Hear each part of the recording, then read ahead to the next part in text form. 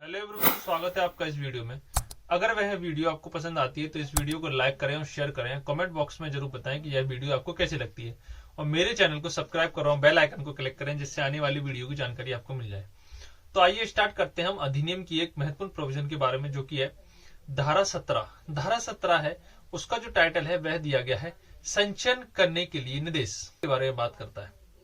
संचयन के लिए निर्देश का मतलब यह है कि जैसे कोई संपत्ति अंतरित की जाती है, जैसे अक्सर आपने सुना होगा कि किसी से व्यक्ति के पक्ष में कोई संपत्ति अंतरित की जाती है, वह संपत्ति अंतरित किसी भी फॉर्म में की जा सकती है, सेल करके, बंधक करके, किसी भी रूप में की जा सकती है। लेकिन जब उस संपत्ति का अंतरण किया गया तो संपत्ति के अंतरण करने में वह संपत्ति पहले से ही कहीं किराए पर दी गई थी। हम एक एग्जाम्पल को देख लेते हैं कि वह संपत्ति किराए पर दी गई थी पहले से। तो किराए पर देने से क्या होता है, किराएदार अपने मकान मालिक को उस किराए की राशि को देता है, जो भी है 5,000 2,000 जो भी कुछ दी है, मतलब निर्धारित की गई है किराएनामे के तहत, तो उसके तहत दी जाती है। तो उसके तहत जो राशि दी जाती है वह राशि किसको मिलेगी, यानी वह जब संपत्ति किसी बच्चे के हित में अंतरित कर दी जाती है, जैसे धारा 13 बोल रहा है कि आजाद व्यक्ति के पक्ष में अंतरण हो रहा है, तो आजाद व्यक्ति के पक्ष में कोई अंतरित कर दी जाती है और वह संपत्ति पर जो अंतरण किया जाता है उसमें आने वाली किराए की राशि किसको मिलेगी। अब कोई बच्चा तो किराए की राशि को सही तरीके से यूज नहीं कर सकता, या उसको मतलब किसी प्रकार से रिसिप्ट वगैरह जो दी गई है, जैसे अकोमोडेशन कंट्रोल एक्ट में दिया है कि उसको रसीद दी जाएगी किराएदार के द्वारा, किराएदार को जब राशि वह जमा करेगा तो उसकी रसीद दी जाएगी, सब कुछ दिया जाएगा उससे रिलेटेड। तो उस स्थिति में यह देखा जाता है कि धारा जो 17 बात करती है वहां से इन्फोर्स में आती है। धारा 17 बताती है कि जब कोई संपत्ति किसी व्यक्ति के पक्ष में अंतरित की जाती है, वह व्यक्ति मतलब उसके बारे में हम बैरेट लैंग्वेज में देखें तो बैरेट लैंग्वेज कहती है कि जहां की संपत्ति के किसी अंतरण के निबंधन निर्दिष्ट करते हैं कि उस संपत्ति से उद्भूत आय, यानी उस संपत्ति से जो भी प्राप्त राशि आती है, जो भी किसी प्रकार की राशि मिलती है, उस संपत्ति से उद्भूत जो भी आय होती है उसकी बात कर रहे हैं, तो वह अंतरक के जीवन काल से, जीवन से, यानी जब उसका जन्म होता है तो तब से, यानी ये अवधि की बात करता है। 2 अवधि दी गई है इसमें, ए और बी 2 अवधि दी गई है। तो उसपे एक हम जो संरक्षक होता है उसको नियुक्त कर देते हैं। वह संरक्षक क्या करता है, जो अजात व्यक्ति है वह अजात व्यक्ति के पक्ष में जो संपत्ति अंतरित की गई है उससे जो आने वाला जो आय है, उससे उद्भूत होने वाली जो आय है वह प्राप्त करता रहता है। वह तब तक प्राप्त करता है। इसकी अवधि के बारे में मतलब जुडिशरी पॉइंट ऑफ व्यू से बहुत इंपोर्टेंट है। जुडिशरी में पूछा जाता है इससे रिलेटेड क्वेश्चन कि जो संचयन के लिए निर्देश दिया गया है उसमें अवधि, समय सीमा क्या दी गई है। तो अंतरक के जीवन काल से, यानी अंतरक के जीवन काल से, अंतरक का जब जीवन मतलब जीवन से, अंतरक के जीवन से जैसे ही उसका जीवन स्टार्ट होता है, यानी वह अस्तित्व में आता है, तब से वह राशि इंक्लूड की जाएगी, यानी उसके जीवन से, और तब तक की जाएगी जब तक अंतरण की तारीख से 18 वर्ष की कालावधि तक, यानी 18 वर्ष की कालावधि तक वह अंतरित की जाएगी। यानी जब तक वह मेजर नहीं हो जाता तब तक वह मतलब संपत्ति की उद्भूत होने वाली जो उसमें से आय है वह प्राप्त करता रहता है, और 18 साल होने के बाद वह उसको सौंप देता है जो भी उसका मालिक होता है। तो यह कहता है धारा 17। उसके बाद हम देखते हैं अगले प्रोविजन के बारे में अधिनियम की। अगला प्रोविजन दिया गया है सेक्शन 29। सेक्शन 29 को सेक्शन 21 के साथ पढ़ा जाना बहुत आवश्यक है, क्योंकि जो सेक्शन 19 है वह बात करता है निहित हित के बारे में, और जो सेक्शन 21 है वह बात करता है समाश्रित हित के बारे में।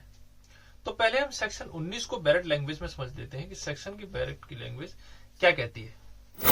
तो बैरेट में आप सेक्शन 19 को खोल लें, उसमें हम पढ़ना स्टार्ट करते हैं।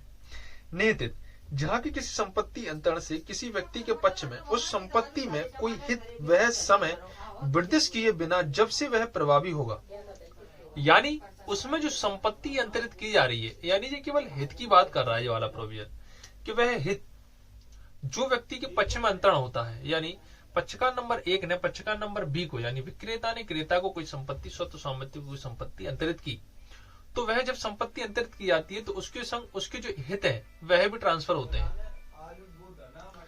तो किसी व्यक्ति के पक्ष में उस संपत्ति में कोई हित, किसी व्यक्ति के पक्ष में कोई हित वह समय वृद्धिश किए बिना जब से वह प्राप्ति हो गया, यानी वह समय उसमें नहीं डाला है कि वह कब से प्रभाव में आएगा, कब से वह इफेक्ट में आएगा, या शब्दों में वर्णित करते हुए कि वह तत्काल किसी ऐसी घटना के घटित होने पर जो अवश्यभावी है।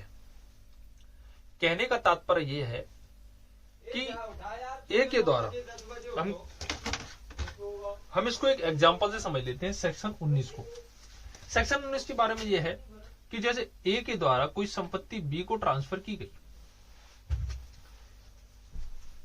ए के द्वारा कोई संपत्ति बी को ट्रांसफर की जाती है, तो ए के द्वारा जब कोई संपत्ति बी को ट्रांसफर की जाती है और उसमें कोई कंडीशन डाल दी जाती है कि वह जब इस घटना के घटित होने पर वह संपत्ति ट्रांसफर की जाएगी, या उसमें कोई समय नहीं निर्धारित किया जाता है कि वह संपत्ति कब ट्रांसफर की जाएगी, यानी उसका वास्तविक हित कब पक्षकार नंबर बी यानी पक्षकार नंबर 2 को यानी क्रेता को कब प्राप्त होगा।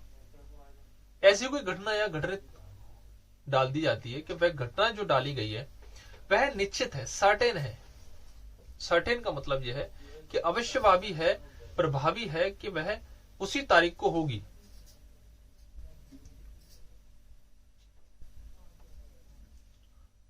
जैसे मैंने कहा कि ए ने कोई स्वत्व स्वामित्व की संपत्ति बी को ट्रांसफर की और ए ने ऐसी उसमें घटना डाल दी कि यह 2 साल के बाद आप पे वास्तविक हित ट्रांसफर हो जाएगा, यानी 2 साल के बाद ट्रांसफर हो जाएगा, यानी 2 साल तो बीतना ही है। जब संपत्ति संपत्ति डीड बनाई गई यानी सेल डीड जब तैयार की गई तो उसमें इंक्लूड की गई ये वाली घटना कि आप 2 साल समय बीतने के बाद यह संपत्ति आप में मतलब आप इस पर वास्तविक हित प्राप्त करेंगे।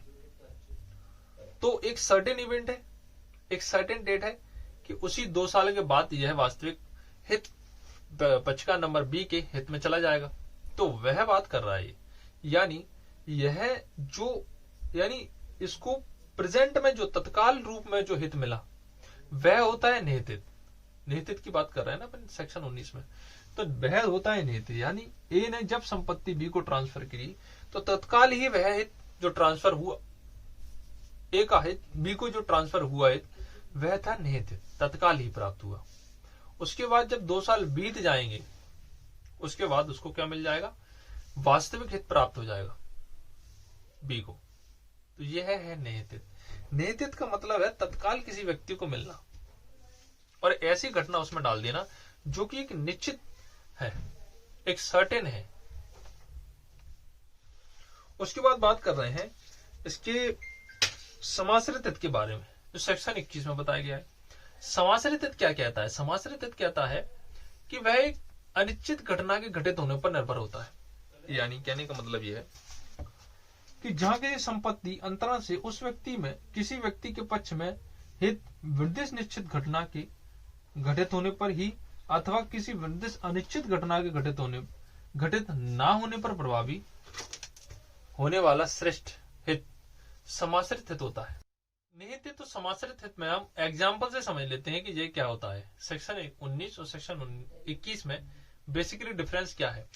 बेसिकली डिफरेंस ये है कि जो सेक्शन 19 है वह निहित हित की बात करता है, जो कि निश्चित घटनाएं घटित होने पर किसी व्यक्ति को प्राप्त होता है, वो तत्काल प्राप्त होता है। यानी संपत्ति जब ट्रांसफर की जाएगी तभी निहित हित ट्रांसफर हो जाएगा। और समाश्रित हित बोल रहा है कि किसी घटना के घटित होना निश्चित है या अनिश्चित है। यानी अनिश्चित है तब भी वह प्राप्त होगा, अनिश्चित हो जाती है यानी उस घटना का होना असंभव है तो वह ट्रांसफर हो जाएगा। यानी कहने का मतलब यह है कि समाश्रित हित क्या होता है और निहित हित क्या होता है। एक एग्जांपल से समझ लेते हैं, आप क्लियर हो जाएगा आपके दिमाग में। जैसे ए के द्वारा बी को कोई संपत्ति ट्रांसफर की गई, दान में ट्रांसफर की गई। ए के द्वारा कोई संपत्ति बी को दान दी जाती है या 900 मान लो 900 रुपए दान दिए जाते हैं कि बी को, सी को, डी को, तीनों को 900 रुपए का बराबर दान दिया जाता है। अब ए के द्वारा ये कह दिया जाता है उस दान विलेख में कि यह जब जब 18 साल का हो जाएगा तब यह 900 रुपए उसको प्राप्त होंगे। सी को डाल दिया जाता है कि सी जब 18 रुपए मतलब 900 रुपए तो दे दिए लेकिन उसका यूज नहीं डाला उसमें, तो वो वाली बात हो रही है। यानी हित उसको मिल गया, यानी तत्काल हित तो मिल जाएगा लेकिन उसका जो वास्तविक हित है वह होगा 18 साल के बाद प्रभावी। अब इसी में एक बीच में आ जाता है सेक्शन नंबर 21। सेक्शन नंबर 21 में इसी एग्जांपल से समझ लेते हैं। ए के द्वारा दान के रूप में 900 रुपए बी सी डी को बराबर दान पे दिए गए। अब निहितित्व तो ट्रांसफर हो गया, मतलब दान विलेख तैयार हुआ और दान मिल गया उसको, मतलब निहितित्व तो मिल गया लेकिन वास्तविक ट्रांसफर नहीं हुआ। अब निहितित्व तो मिल गया लेकिन बी 18 साल पहले होने के पहले ही मर जाता है, या सी मर जाता है या डी मर जाता है, तो वह हो गई अनिश्चित घटना। तो वह अनिश्चित घटना हो गई। उस स्थिति में क्या होगा, अब वह वास्तविक हित में तो कन्वर्ट हो नहीं सकता, तो वह भी किस में कन्वर्ट हो जाएगा, वह भी निहित हित में कन्वर्ट हो जाएगा। यानी अब जो बचे सी और डी हैं उनको वह मतलब रुपए जो है 900 रुपए मिल जाएंगे। तो वह बात हो रही है कि वह किसी घटना पे निश्चित अनिश्चित घटना पर निर्भर है, तो वह मान लिया जाएगा कि वह समाश्रित है। और जब वह तत्काल ही किसी व्यक्ति को प्राप्त होता है तो तत्काल में तो निहित हित प्राप्त होगा। बाद में जब किसी व्यक्ति की मृत्यु हो जाती है या बी की मृत्यु हो जाती है तो वह समाश्रित हित में कन्वर्ट हो जाएगा। तो वो वाली बात